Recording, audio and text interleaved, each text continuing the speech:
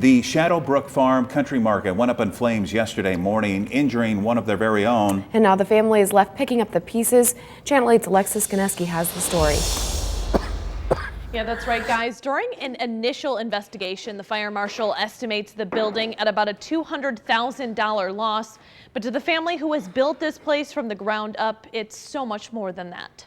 We were woken up in the morning by dogs barking and pounding on our door, alerting us to it, and I looked out the door and scary. There were flames up the middle portion of the building, which you can see behind a good 10 or 15 feet above the roof line at that point. Something you never want to be woken up for. This is the scene Kevin Loth and his wife Sharuth Van Boozenkam woke up to early Monday morning. Flames taking over their livelihood, the Shadowbrook Farm Country Market. It's hard to put it into words. We were very disoriented, and it took us a minute to be able to collect the composure to dial 911. Here's what the local farm looked like just 1 year ago. I did a story with them and talked to one of the co-owners, Ian.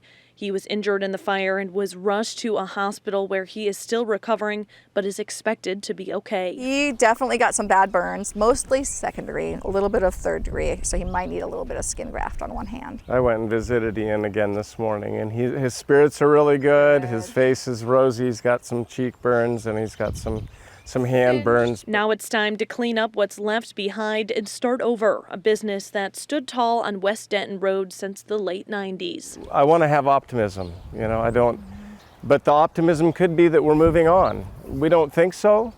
We're pretty strongly committed to continuing, rebuilding. We've considered retail spaces in town before.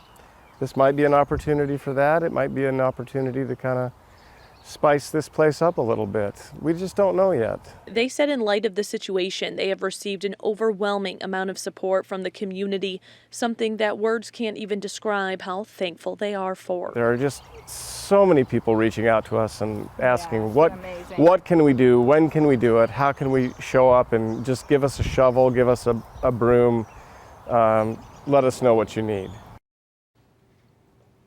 Now, a GoFundMe is in the works for Ian to help cover medical expenses and a whole lot of special seeds that were lost in the fire. A cause of the fire has not yet been determined. The market hopes to sell products soon, just out of a truck or stand for the time being.